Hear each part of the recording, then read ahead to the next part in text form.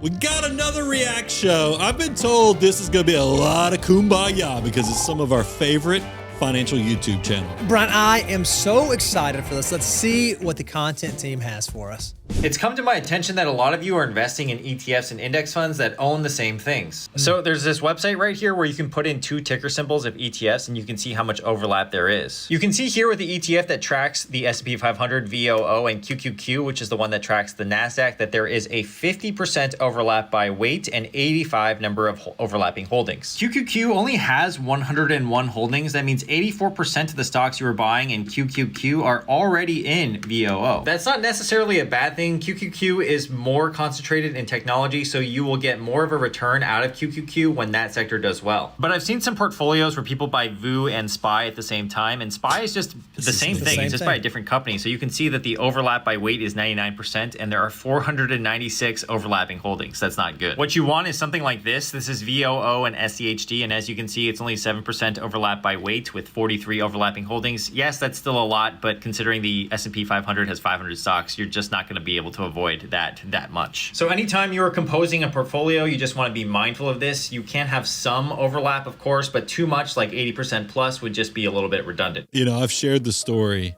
that I had some friends and family come to me and I asked them when I looked at their 401k, I said, what was your decision point on all the different funds? And they said, I chose every fund that had the word growth in it. And I was like, all these funds are doing the exact same thing. So I like how Humphrey actually shared the tool there. So we're not stuck knowing how to do this. And what I love too is when it comes to building a portfolio, obviously you can do it yourself and you can use these tools, but there are amazing tools out there like target retirement index funds, or rather than you deciding which individual ETFs or which individual holdings am I going to go buy, I can just answer 2 questions. How much do I want to save? And when do I think I need that money? And I can buy a target retirement index that models to that, and I won't have to worry about those allocation decisions just yet. And here's a common misconception I want to address. If you're invested in something like VOO, Vanguard's S&P 500 ETF, you're not getting any small cap exposure at all. VOO only includes large cap stocks. It is stable, it is predictable, it is the 500 largest companies in the US, but it is not the entire market. This is a really important distinction to make because many investors feel like when they're invested in VOO or some fund that tracks the S&P 500 that they're invested in the entire market, and that is simply not the case. They're invested in large cap stocks only without any exposure to these smaller companies, which could represent an opportunity. If you want to have a well-diversified portfolio, and if you want to take advantage of having exposure to all different segments of the market, you might want to make sure that you're including all segments of the market within your portfolio. Yeah, a lot of people don't realize when we talk about S&P 500, because that's often the most quoted representation of the market, it actually does not represent the market per se. It represents an asset class inside of the total market. Now, it's a large asset class. It's an asset class that gets a lot of attention. It's an asset class that drives a lot of the performance of the overall market, but it is a singular asset class. It's why we tell our clients all the time, hey, be careful comparing your total portfolio performance to the S&P 500 because you're comparing the entire portfolio to one single sliver. That's a great point that Aaron is making there. Look, diversification, as you get closer and closer to landing the airplane and of needing to actually use the resources, you're going to realize that there's a lot of value to having VOO, which is the S&P 500, but also having small cap, having international, having something as boring as bonds and even cash reserves. Diversification will be your friend because guess what? As things get volatile or you have to make choices to pull money at times that might not be perfect, you're going to really appreciate that you got different things to consider using at different times when other things are struggling. You want to get to a point where you have enough investments that are spinning off capital or growing such that your passive income is greater than your burn. That's the definition of rich. And you can do the math, right? Well, okay, if I'm going to need $120,000 a year, I'll get 6% on that. I need to save $2 million. All right, this is how many years I have to work. I'll assume the market will go up 8% a year. You can kind of do the math around how much you should be saving and putting in low-cost index funds. So that's the goal. You want to be rich. You want an absence from anxiety. You want to be able to live well without having the obligation. If you decide to keep working, which I would suggest anyone does, it's a choice. I love that. What he basically said is, I want to build up a pot of assets that can work harder than I can. It can generate and create more than I need to live off of. And once I've done that, he used the term rich. I don't call that rich. I call that financial independence. Yeah, I think a lot of people, our first typical tool to building wealth is going and getting that first job. But as soon as you start working that first job, you've got to figure out if you ever plan on having the flexibility or freedom to work because you choose to, you've got to start owning assets that will replace you. The earlier you start saving, investing, and really leverage that component of time, the easier all this gets. Because remember, if you're in your 20s, you are a billionaire of time. Make sure you're leaning into that, because Scott's exactly right. You want to build an army of dollar bills so that you are making money. Whether you're choosing to work or whether you're choosing to go on vacation, they're going to be working no matter what you've got going on. Why are so many people bad with money, myself included? When you look at the popular culture around money, it seems impossibly complicated. And there's a reason for that, because Wall Street makes it very complicated. Exactly. Wall Street is filled with genuinely complex investment products. So that's the bad news. So when people say, wow, this is really complex, they're absolutely right, it is. The good news is you can sweep all of that off and onto the floor because you don't need any of it. And what you do need, what will make you wealthy over time, is the soul of simplicity. But that's not a message you're ever going to get on TV or in the papers, because there's no money to be made in putting that message out there. Or on the internet. The internet is filled with people that speak very confidently. With all caps in their captions. And there's really bold music, and there's complex ideas and complex graphs. And when I look at you in this book, you just wrote one book when there's so many courses you could have sold. There's so many written multiple books, sub-books you could have written about how to become rich. And my question, JL, is why aren't you a grifter? There's a great grift to get in on. And why just do one little book like this? Simple path. You know, it's my mother's fault. Really? Yeah, she instilled a conscience in me. I've cursed her for that ever since. I'd be so much wealthier if she hadn't given me a conscience. It's amazing that building wealth can be incredibly simple. It's not necessarily easy, but it can be simple. But we have an entire financial industry built around making you believe that it has to be more complicated than it actually is. J.L. Collins, if you didn't know who that was, Simple Path to Wealth. A lot of people love his writings. I love seeing him in interviews too. It's because he is aligned to what we have tried to build as we've created the financial order of operations. In a lot of ways, building wealth is pretty simple. Doesn't mean it's easy. Don't mishear us. If it was easy, everybody would do it. But it is relatively simple if you understand. We even talk about the 3 ingredients to wealth. Can you live a disciplined life, meaning you live on less than you make?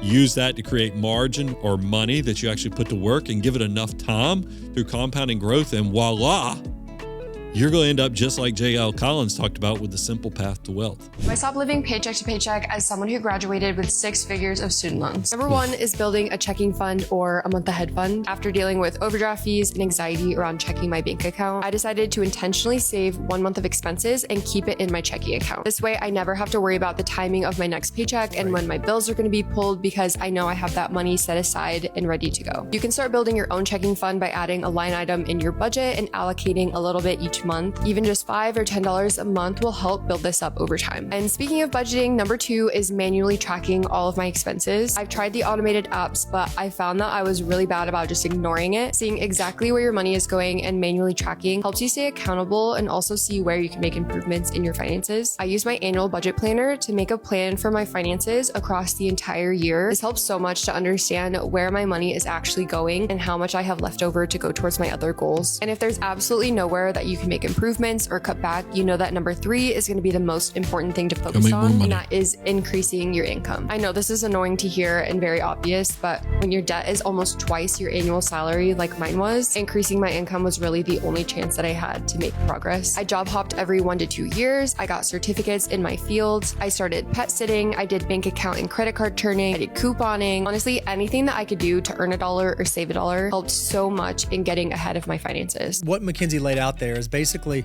if you want something you've never had, like financial security, financial peace, financial confidence, you got to be willing to do things you've never done. And she implemented some easy ones. Hey, I'm going to put a little bit extra in my checking account. I call that a slush fund. I'm going to have a little bit of slush fund inside of my checking account. I'm going to start tracking where my money goes, and I'm going to figure out how can I use my shovel in the most effective manner to begin working towards some of these financial goals. But it took very intentional steps in order to do that. It didn't just happen overnight. The budgeting component is so powerful because nobody wants to go track how they're doing it. And by the way, know thyself. She said that she didn't like the automated apps. You might be okay with the automated apps. And then I love that she talked about, look, after you figure out the two levers, you know, the big lever that I think a lot of people know is, hey, I got to go cut expenses, but that's only going to get you so far. Right. You can go pull the lever of, you need to go figure out how you create more income, because that's going to probably be the biggest driver that gets you over into that next level of wealth, is how much money you can go increase your shovel and start putting it in the banks by earning more money. The secret to financial success isn't discipline. It's removing the need for discipline altogether. And that's exactly why automation is one of the most powerful things that you can do for your finances. When you rely on manual decisions to save, invest, or pay bills, you leave room for inconsistency. Some months you'll be on top of it, and then other months when life gets busy, you'll fall behind. So we're doing two things. First, we're automating your entire money system. Bills and fixed expenses. You want to set up direct debits for rent, for mortgage, for utilities, for insurance, for debt repayments. This prevents late fees and also protects your credit score. Then you want to automate your savings and investments, schedule automatic transfers to your savings, your investment accounts,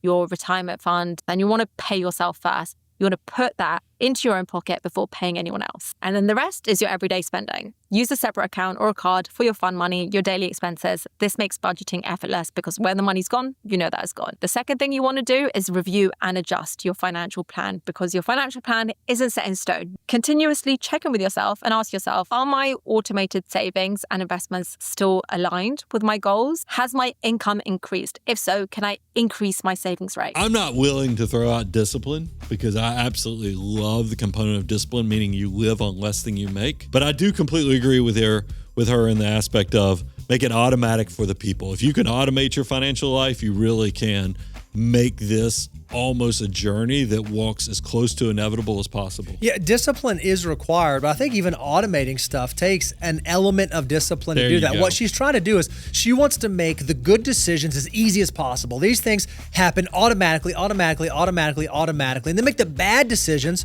relatively hard. What she did is she said, after I have all my automated spending, all my automated saving, all my money going where it has to go, the thing that's left over at the very end is the spending. That's the one where I get to be manual. If you spend first and try to wait till the end of the month to save, what you're going to find out is oftentimes when you get to the end of the month, there is no money left over. So if you can pay yourself first and automate it, you're likely going to set yourself up to be more successful moving forward. So if I were in my 20s or early 30s again, I would do this every single paycheck so I don't end up broke. And this is coming from a 35-year-old self-made millionaire. The very first thing is we want to set up direct deposit through our employer. We don't want to be taking pictures of our paycheck and doing that mobile deposit. That is not what millionaires do. Now here's where people make their first mistake. Let's say you make $1,000 for this paycheck. They have all of it go to a single account. This is incorrect. We don't want to do this. Instead, we want to decide how much we can save upfront and have that automatically deposited into our high yield savings account, not a regular savings account. So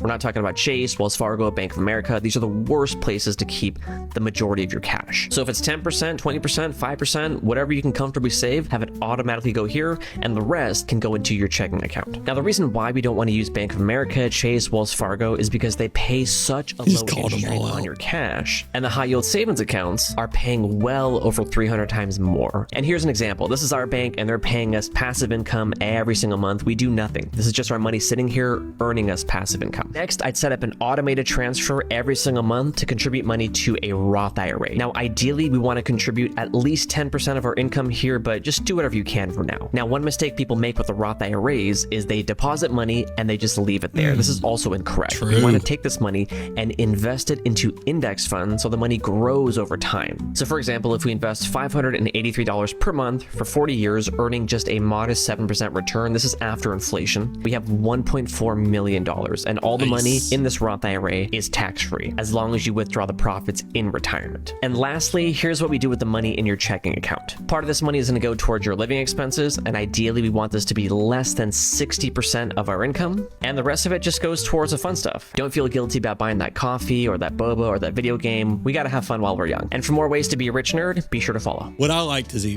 paid himself first. A lot of discipline there, a lot of structure, automated the entire process. Exactly what you were talking about earlier, but make the good habits as easy as possible. And also that structure allows it to make those bad habits that much harder. I love the method that if you set it up this way and you have these things happen automatically, you really inhibit your ability to get off track or lose track of what it is that you're trying to do. So I thought that was great. I think that's a great system to set up inside of your personal cash flow. Doggy wanna retire.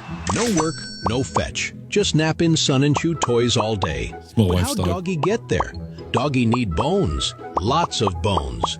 Saved over time. Then wise old Doggy say, open Roth IRA. Doggy say, what that? Wise Doggy smile. Roth IRA equals magic bone box. You put bones in now. Let them grow. Tax free. Doggy say, did this get a lot of views? No tax? Wise Doggy nod. You already pay tax once. Now they grow in peace. Doggy work job. Earn bones. Put some in Roth box. Each year, just a little. Money grow with time. Gotta be a real dog person to love this. Turn into big pile. No tax when Doggy retire. They really bought into the whole dog language too. From IRS. Hey, Bo, I want to know what's your favorite Doggy bone box? The Roth would be my favorite bone box for sure. Everything was great. That's all right. We love Roth IRAs. We love putting our money to work. There are reasons you want to do that. If you can figure it out early on, you can set yourself up for financial success. So whatever your bones are, whatever it is that you're working towards, Roth IRA is likely going to be a great tool to help you and Doggy get there. My wife's dog is probably the most loved dog in the world. I think my wife loves the dog more than maybe even me. And you don't have to do the Doggy Roth bone box. I don't know. I'm trying to. It's hard to get serious after all that broken dog language, the dog splaining that just went down. Oh, that dog splaining? That's dog great. splaining. That's what it was.